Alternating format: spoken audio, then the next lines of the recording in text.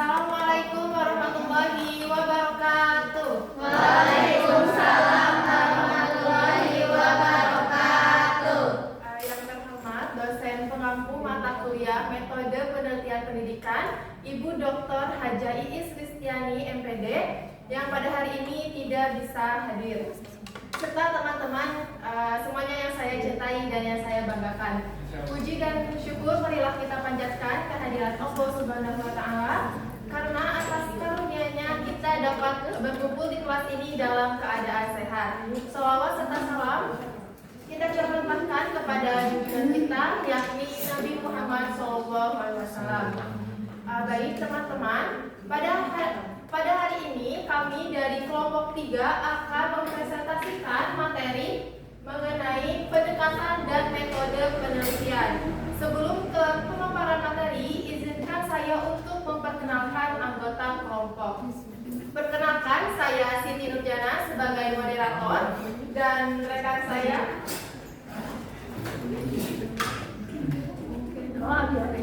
Saya Prapuja Nurmadina sebagai pemateri. Saya Manasya Syaboti sebagai pemateri. Saya Muhammad Agus sebagai pemateri. Saya Natasha Nurjana sebagai pemateri. Saya Nena Andrea Yakin sebagai pemateri. Saya Manasya Maulina ini sebagai pemateri. Saya Andrea sebagai pemateri. Dan ada satu anggota dari kelompok kami, yaitu Amalia Nurjani, yang pada hari ini tidak bisa masuk dikarenakan sedang sakit. Baik, untuk mengefektifkan waktu, kita mulai saja ke pemateri yang pertama yang akan disampaikan oleh saya sendiri. Pengertian pendekatan. Dalam Kamus Besar Bahasa Indonesia atau KBBI, pendekatan adalah usaha dalam rangka aktivitas penelitian untuk mengadakan hubungan dengan orang yang diteliti, metode untuk mencapai pengertian tentang masalah penelitian dan ancaman. Sedangkan penelitian adalah kegiatan pengumpulan, pengolahan, analisis, dan penyajian data yang dilakukan secara sistematis dan objektif untuk memecahkan suatu persoalan atau menguji suatu hipotesis untuk mengembangkan prinsip-prinsip umum. Jadi dapat disimpulkan bahwa pendekatan penelitian adalah cara atau sudut pandang yang digunakan oleh peneliti dalam melakukan penelitian untuk memahami dan mengkaji suatu masalah secara sistematis. Selanjutnya ada 3 jenis pendekatan. Yang pertama yaitu ada pendekatan kuantitatif, yang kedua ada pendekatan kualitatif, dan yang ketiga ada pendekatan campuran.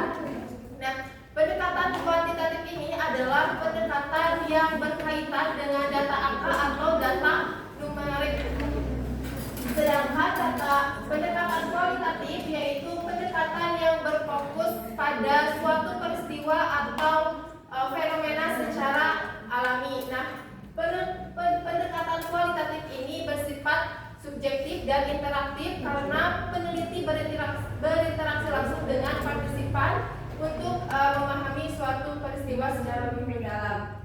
Sedangkan pendekatan campuran yaitu gabungan antara pendekatan kuantitatif dan kualitatif. Demikian yang dapat saya sampaikan. Pemateri selanjutnya yaitu akan disampaikan oleh Teh Ain. Padanya saya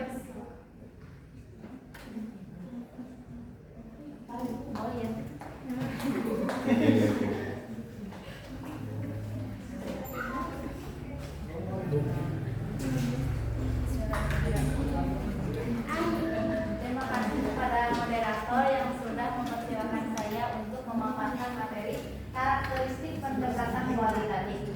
Nah, karakteristik pendekatan kualitatif ini yang pertama yaitu menggunakan lingkungan alamiah sebagai sumber data, yang mana penelitian ini dilakukan di situasi nyata, tidak manipulasi seperti kita itu datang ke tempatnya untuk menyaksikan keadaannya, situasinya. Jadi tidak hanya kata orang lain saja, kata ini, desa ini seperti ini, tetapi kita langsung datang ke lokasinya. Yang kedua yaitu data dipaparkan secara deskriptif dan deskriptif analitik. dengan cara yaitu seperti peneliti menjelaskan bagaimana sikap saat diskusi, bagaimana guru menjelaskan materi. Nah, di situ tidak menggunakan tabel atau grafik, jadi langsung saja menjelaskannya atau dengan kata-kata. Yang ketiga yaitu lebih menekankan pada proses yang mana dilihat bukan hanya hasilnya saja, tetapi bagaimana proses terjadinya suatu peristiwa seperti peneliti meneliti proses siswa belajar menulis cerpen, dimulai dari idenya, dari penulisannya. Nah, jadi tidak dilihat dari hasil cerpennya saja. Yang keempat yaitu menggunakan metode berpikir induktif. Peneliti mengumpulkan data terlebih dahulu, kemudian membuat kesimpulannya. Seperti dari hasil wawancara dengan banyaknya siswa, nah kita si peneliti menyimpulkan bahwa metode diskusi ini lebih aktif. Yang kelima yaitu menggunakan berbagai teknik pengumpulan data peneliti, seperti menggunakan lebih dari satu cara untuk mengumpulkan data, bisa dengan cara wawancara siswa, observasi siswa, dan juga dokumentasi siswa. Yang kedua yaitu karakteristik pendekatan kuantitatif. Nah, ini tuh konsep positivistik yang dapat diukur dan diuji secara empiris. Konsep ini, penelitian ini, sesuatu yang diteliti ini harus nyata, dapat diamati, dapat diukur, dan dapat dibuktikan dengan data tersebut seperti berbentuk angka sehingga bisa dianalisis menggunakan statistik. Yang kedua yaitu angka-angka yang disajikan berupa tabel atau grafik. Itu mah sudah sangat jelas ya, berupa tabel dan grafik. Yang ketiga yaitu menggunakan hipotesis. Nah, penelitian ini dimulai dengan dugaan sementara yang akan diuji. Contohnya sepertinya metode pembelajaran diskusi ini meningkatkan hasil belajar siswa. Nah, itu apa ya? Itu masih dugaan, kita belum tahu hasilnya seperti apa. Yang keempat yaitu instrumen penelitian dapat diuji secara statistik, yaitu menggunakan menggunakan angket. Tahu angket? Angket itu apa? Angket itu kayak pertanyaan seperti motivasi belajar, pertanyaan kayak apakah kamu suka belajar? Iya atau tidak?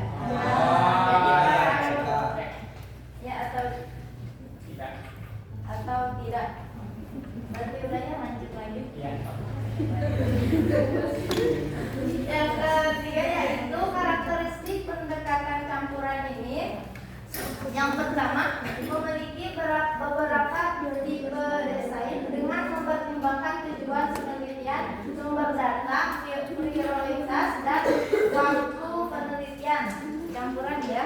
Tujuan penelitian yaitu menggunakan angket untuk mendapatkan data angka. Yang kedua yaitu melakukan wawancara. Jadi kan campuran berarti dicampur metode dicampur pendekatan yang kualitatif dan juga kuantitatif. Yang pertama itu menggunakan angket, itu menggunakan kuantitatif. Yang kedua melakukan wawancara, itu menggunakan karakteristik dari metode kualitatif. Nah, yang kedua yaitu data dari metode yang kedua yaitu melibatkan penggabungan dengan mengumpulkan data yang satu dengan yang lainnya, membangun data yang baru dan memanfaatkan data yang baru. Data dari metode kualitatif dan kuantitatif tidak berdiri sendiri tetapi saling melengkapi. Contohnya seperti hasil angket 80% siswa termotivasi belajar. Nah, itu metode kuantitatif. Yang kedua yaitu hasil wawancara. Nah, itu wawancara mengapa siswa lebih termotivasi. Nah, itu metode kualitatif, jadi campuran. Yang ketiga yaitu menggunakan dua sumber data yang berasal dari metode kualitatif dan kuantitatif dan kemudian menggabungkan keduanya. Yang pertama yaitu nilai tes siswa, itu kuantitatif. Yang kedua hasil wawancara siswa dan guru, itu kualitatif, jadi digabungkan. Yang keempat yaitu menggunakan dua metode informasi pelengkap yang lebih spesifik dan terperinci. Nah, menggabungkan dua metode kualitatif dan kuantitatif ini menjadi lebih lengkap hasilnya itu. Seperti penelitian tidak hanya mengetahui berapa nilai siswa, tetapi juga lebih memahami materi, memahami materinya. Jadi digabung itu lebih lebih efektif, lebih detail. Mungkin hanya itu yang bisa saya sampaikan. Saya kembalikan lagi kepada moderator. Baik, terima kasih kepada Teh Ayu yang sudah menyampaikan materinya. Pemaparan selanjutnya yaitu akan disampaikan oleh Teh Marta. Kepadanya saya persilakan.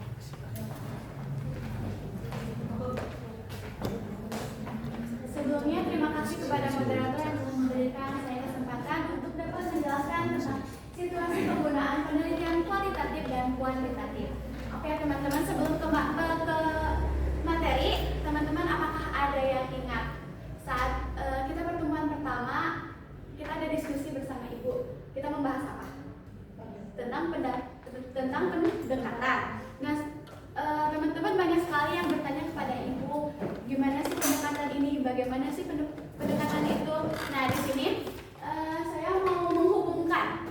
Nah, kemarin waktu itu kalau nggak salah Teh Ijeng yang pernah bertanya kepada ibu tentang situasi apa sih yang harus digunakan, situasi apa yang bisa kita, pada situasi apa kita dapat melakukan pendekatan ini atau itu gitu.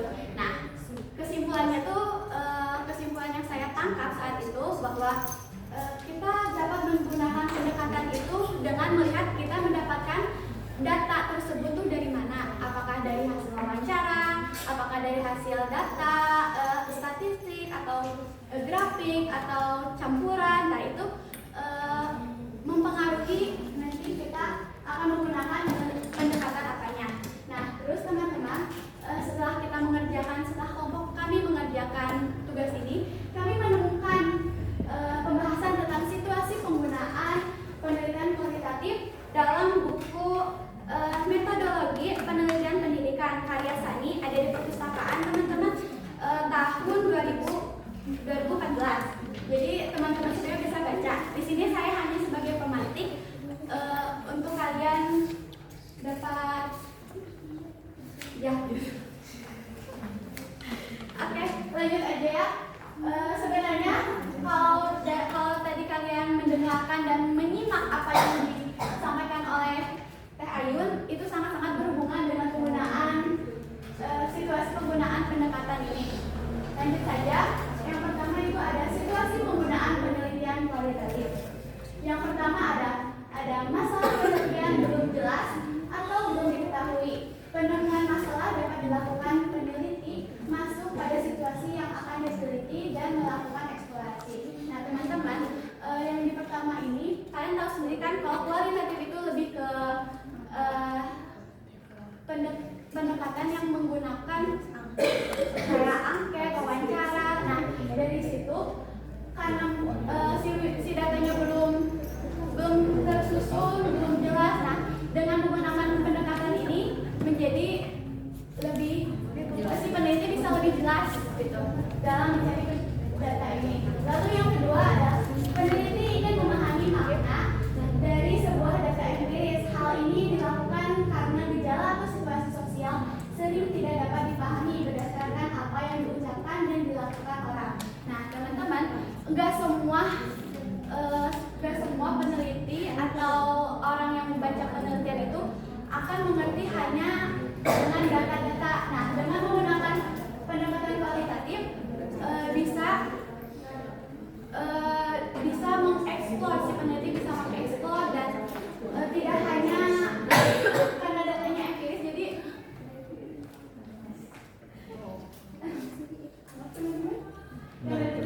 jadi tidak hanya sekedar tabel, grafik dan sebagainya, tapi peneliti juga perlu tahu makna dari si subjek atau si objek penelitiannya tersebut. Lalu yang ketiga, ada peneliti ingin memahami sebuah interaksi sosial yang kompleks. Nah, ini juga sama berhubungan dengan yang kedua, bahwa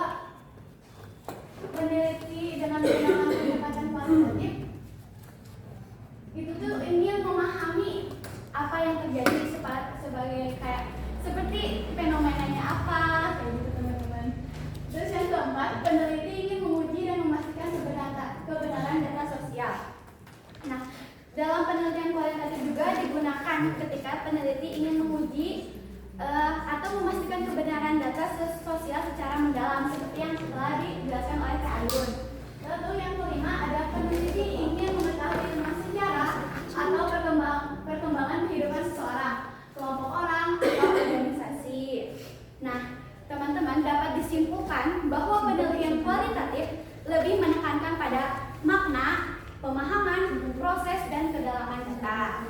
Selanjutnya, ini juga sumbernya sama seperti buku yang tadi, yaitu ada situasi penggunaan penelitian kuantitatif. Yang pertama adalah masalah dapat dirumuskan secara jelas. Masalah adalah kesenjangan antara harapan dan kenyataan. Aturan atau pelaksanaan teori dengan praktik. Rencana dengan implementasi atau kemampuan dengan tantangan. Nah, kalau misalnya menggunakan pendekatan kuantitatif berarti si datanya sudah ada sebelumnya, tapi lebih dikembangkan. Jadi sudah ada rumusnya, teman-teman gitu.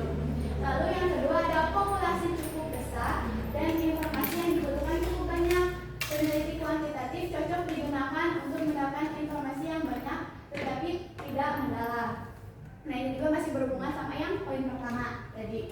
Terus ada yang ketiga, peneliti ingin mengetahui pengaruh perlakuan terhadap variabel tertentu.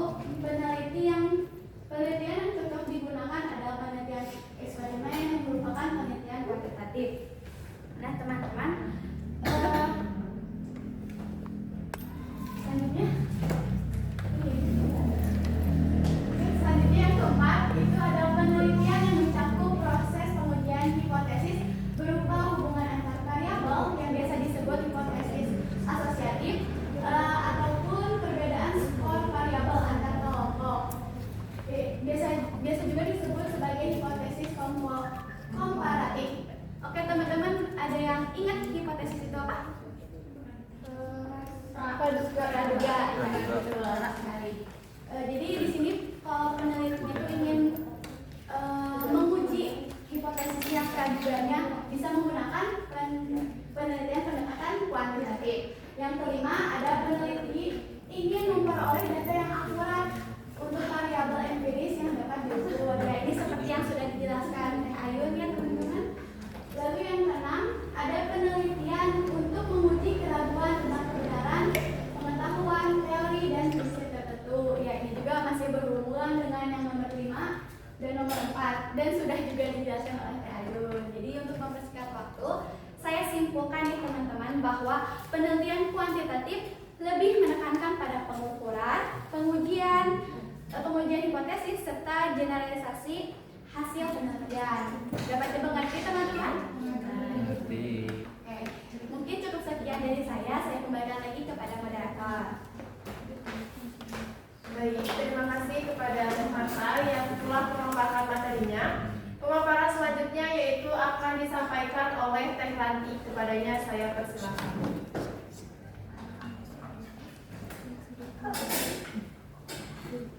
Baik, terima kasih kepada moderator.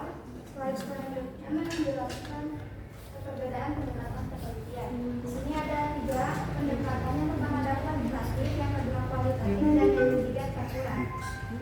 Pada pendekatan kuantitatif berfokus pada pengujian teori secara objektif dengan menggunakan data berupa angka, biasanya melibatkan variabel yang akan diukur melalui instrumen seperti angket dan juga tes. Contohnya, peneliti tentang pengaruh intensitas membaca terhadap nilai ujian siswa.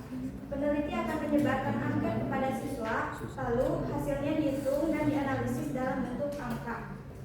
Yang kedua ada kualitatif. Kualitatif ini berbeda dengan kuantitatif. Pendekatan kualitatif berfokus pada memahami makna atau pengalaman individu atau kelompok terhadap suatu fenomena sosial. Dalam prosesnya, penelitian kualitatif menggunakan pertanyaan penelitian, wawancara, observasi, dan juga dokumentasi. Contohnya, penelitian tentang pengalaman siswa dalam belajar bahasa Indonesia di kelas. Peneliti akan melakukan wawancara dan pengamatan untuk mengetahui bagaimana siswa merasakan proses pembelajaran tersebut. Yang ketiga yaitu campuran atau mixed method. Pada pendekatan ini menggabungkan kedua metode kualitatif dan juga kuantitatif dalam satu penelitian agar hasilnya dapat menjawab pertanyaan yang sebelumnya tidak dapat dijawab. dijawab dengan satu metode saja. Contohnya, peneliti tentang minat membaca siswa. Peneliti terlebih dahulu akan menyebarkan angket untuk mendapatkan data angka, kemudian melakukan wawancara kepada beberapa siswa untuk mengetahui alasan mereka suka atau tidak sukanya membaca. Jadi perbedaan dari ketiga pendekatan ini terletak pada jenis data yang digunakannya dan cara peneliti memahami suatu masalah. Mungkin cukup sekian, saya kembalikan kepada moderator. Oke, baik. Terima kasih kepada Teh Harni yang telah memaparkan materinya. Nah, sebelum ke pemaparan selanjutnya, kita ada ice breaking dulu. Mohon untuk berdiri teman-teman semuanya.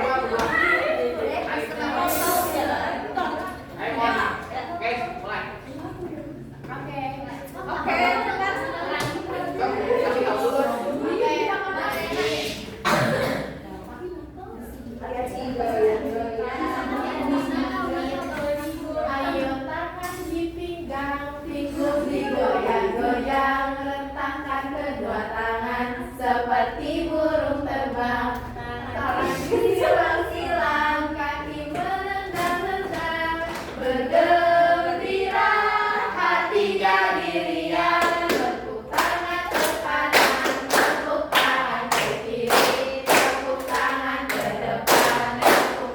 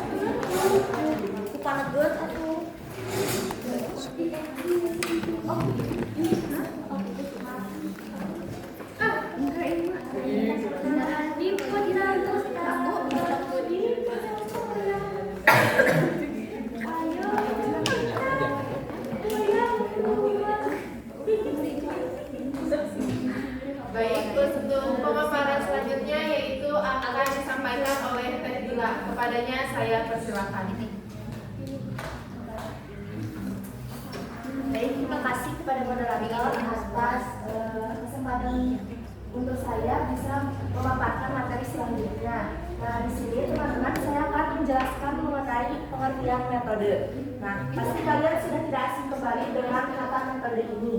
Jadi, metode dalam Kamus Besar Bahasa Indonesia atau KBBI, metode adalah cara teratur yang digunakan untuk melaksanakan suatu pekerjaan agar tercapai sesuai dengan yang dikehendaki.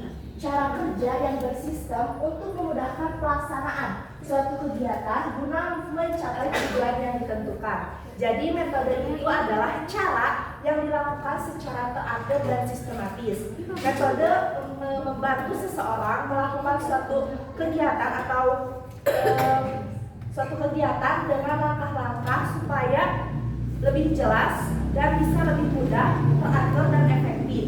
Dan intinya, jadi metode itu adalah cara atau langkah yang direncanakan untuk mencapai tujuan yang lebih baik lagi. Nah, selanjutnya yaitu metode penelitian dan pengembangan atau research and development. Penelitian dan pengembangan merupakan metode untuk mengembangkan dan menguji suatu produk menurut World WR dan GAL-MD 2001. Jadi, penelitian dan pengembangan ini yaitu suatu hal yang mengembangkan suatu produk sekaligus menguji keefektifan produk tersebut. Dalam konteks pembelajaran, produk ini seperti buku ajar, seperti itu. Terus juga seperti media pembelajaran yang efektif untuk melaksanakan suatu pembelajaran dan juga program kegiatan atau yang lainnya. Terus di sini juga ada prosesnya dalam suatu metode penelitian dan pengembangan, yaitu yang pertama, studi pendahuluan, mengkaji teori dan mengamati produk atau kegiatan yang ada.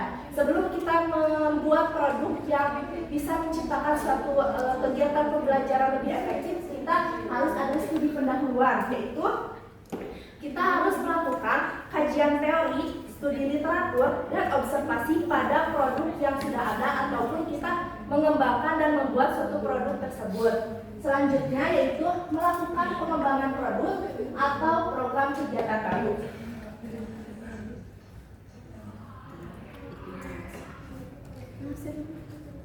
Jadi pengembangan produk itu, jadi kita tuh memulai membuat dan menyusun atau mengembangkan merancang produk yang baru ataupun mengembangkan produk yang sudah ada, menyusun isi atau program yang akan digunakan untuk mencapai suatu pembelajaran yang lebih efektif. Gitu. Dan selanjutnya yaitu menguji atau memvalidasi produk atau program kegiatan yang baru. Kegiatan mengembangkan dilakukan melalui beberapa kali uji coba dengan sampel terbatas dan sampel yang lebih luas. Pengujian produk dilakukan dengan mengadakan eksperimen. Jadi sesudah kita membuat, terus juga menganalisis apakah suatu metode tersebut, suatu produk tersebut bisa menciptakan suatu suasana pembelajaran yang lebih efektif, maka kita menguji apakah di suatu kelas ini media pembelajaran atau seperti modul ajar itu bisa mengefektifkan suatu pembelajaran dan bisa berhasil. Dan kita harus mengobservasi apakah ada kekurangan dari produk-produk yang mungkin diciptakan begitu. Mungkin cukup sekian pembahasan saya kembalikan kepada moderator. Baik, terima kasih kepada Teh Bila yang telah memaparkan materinya. Untuk pemaparan selanjutnya yaitu akan disampaikan oleh Teh Natasha. Kepadanya saya persilakan. Baik, terima kasih kepada moderator telah memberikan saya kesempatan untuk memaparkan materi jenis-jenis metode penelitian kuantitatif. Nah, dalam jenis-jenis metode penelitian kuantitatif ini terbagi menjadi dua, yaitu eksperimental dan non-eksperimental. Di sini saya akan menjelaskan tentang eksperimental, yaitu eksperimen yang benar-benar murni. Tadi ada yang masih ingat gak apa yang dikatakan oleh Teh Marta bahwa eksperimental sama dengan pendekatan kuantitatif. Nah, eksperimental ini cocok dengan penelitian kuantitatif. terbagi menjadi 4, yaitu eksperimental murni. Eksperimental murni atau biasa disebut dengan true eksperimental. Nah, eksperimental murni ini sesuai dengan namanya bahwa eksperimen ini mengikuti yang paling mengikuti prosedur, memenuhi syarat-syarat eksperimen. Eksperimen ini melalui proses pengontrolan variabel, kelompok kontrol, manipulasi kegiatan dan pengujian hasil. Jadi eksperimen ini berfokus pada pengontrolan variabel, keseluruhan variabel yang ada di dalam sebuah penelitian. Nah, yang kedua itu adalah eksperimental semu atau biasa disebut dengan quasi eksperimental. Itu bahasa Inggrisnya ya, quasi pakai Q. Quasi eksperimental. Ini sama dengan eksperimental murni, tapi bedanya itu hanya pada dalam pengontrolan variabelnya. Nah, dari yang semu ini hanya memfokus pada satu variabel saja yang dianggap sebagai dominan dari variabel tersebut. Nah, adapun eksperimental lemah. Eksperimental lemah atau biasa disebut dengan weak eksperimental. Nah, ini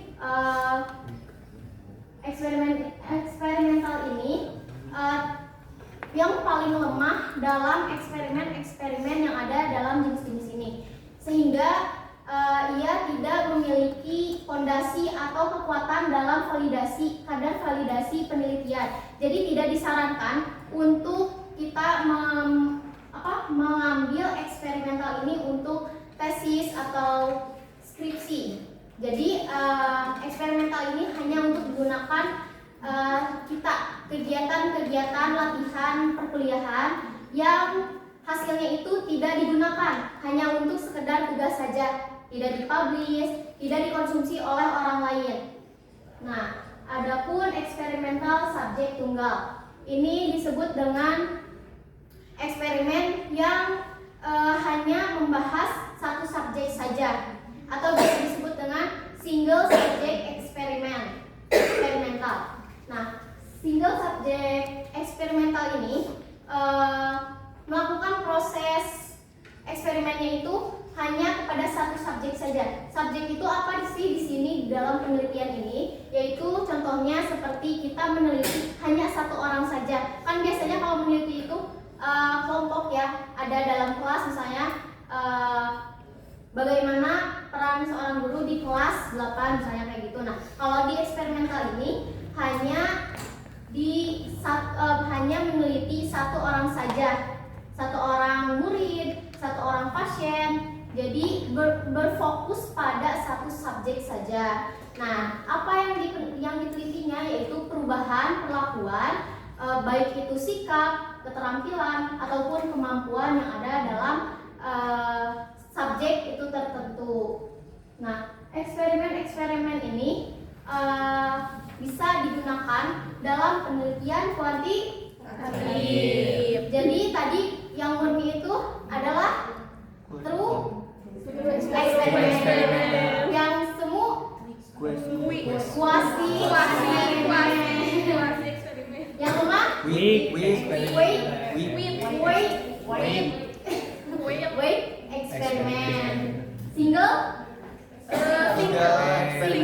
subject eksperimental. Nah, betul. Mungkin cukup sekian pemaparan dari saya. Saya serahkan kembali kepada moderator. Baik, terima kasih kepada Teh Natasha yang telah memaparkan materinya. Untuk pemaparan selanjutnya yaitu akan disampaikan oleh Kang Agung. Kepadanya saya persilakan. Baik, terima kasih pada moderator yang telah memberikan saya kesempatannya untuk menjelaskan materi jenis-jenis metode penelitian kuantitatif non eksperimental. Nah, di sini yang pertama ada penelitian deskriptif, yang dimana penelitian ini bertujuan untuk menggambarkan suatu keadaan, fenomena atau peristiwa yang sudah terjadi. Nah, contohnya tuh kita tuh meneliti minat membaca siswa di sekolah. Terus yang selanjutnya ada penelitian survei, yang dimana penelitian ini dilakukan untuk mengumpulkan data yang banyak responden dengan menggunakan angket kuesioner atau wawancara, bisa menggunakan Google Form atau kita itu wawancara secara langsung. Selanjutnya penelitian ex post factor, yang dimana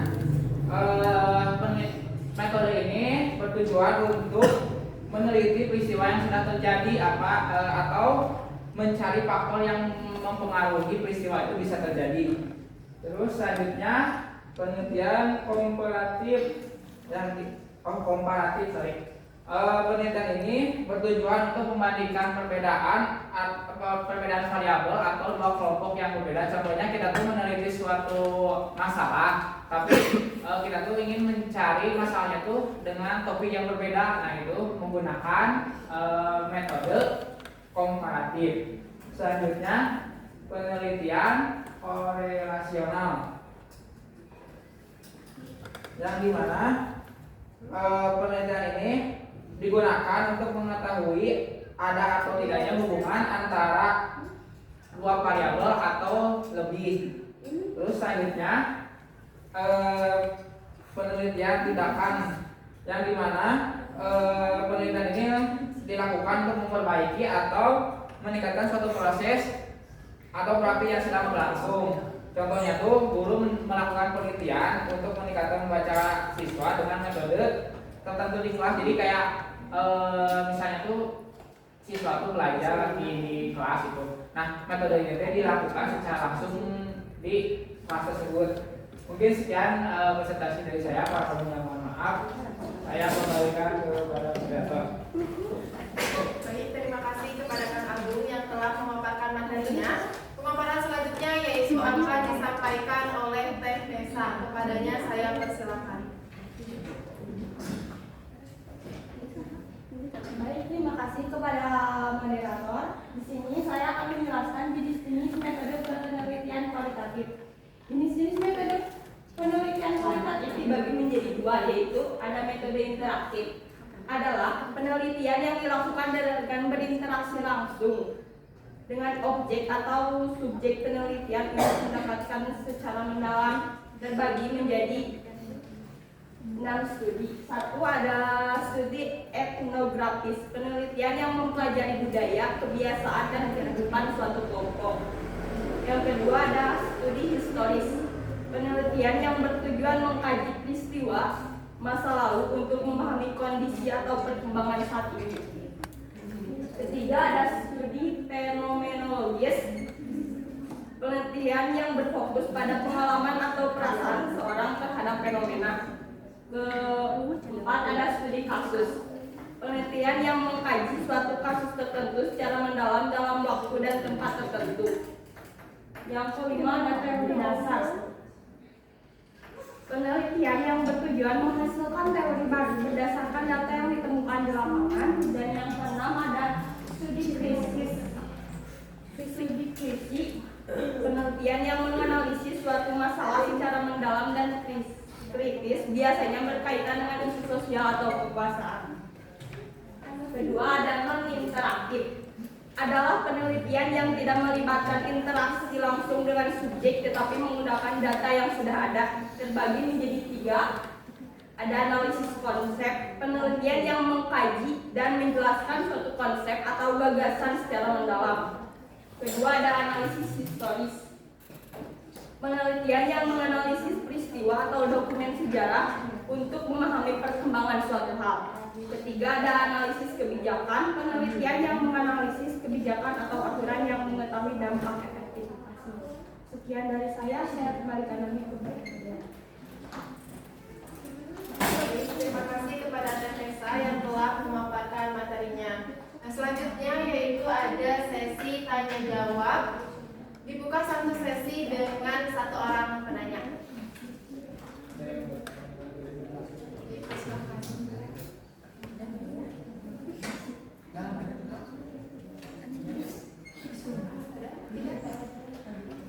Dihitung ya.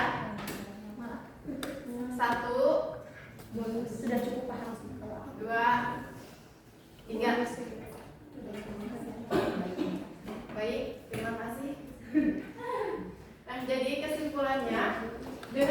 berfokus pada konteks dan pengalaman subjektif individu. Metode penelitian kualitatif dalam riset sosial berupaya memperoleh pemahaman menyeluruh tentang proses sosial. Pendekatan ini bertujuan untuk menyelidiki pentingnya perilaku, nilai, dan interaksi sosial yang rumit dengan menggunakan metode termasuk observasi, wawancara, dan analisis dokumen. Tujuan penelitian kualitatif adalah untuk menawarkan pemahaman yang mendalam dan kontekstual terhadap fenomena tertentu, bukan untuk menarik kesimpulan yang dapat diterapkan secara luas. Baik, kami ucapkan terima kasih kepada teman-teman semuanya atas perhatian dan partisipasinya. Wassalamualaikum warahmatullahi wabarakatuh. Waalaikumsalam warahmatullahi wabarakatuh.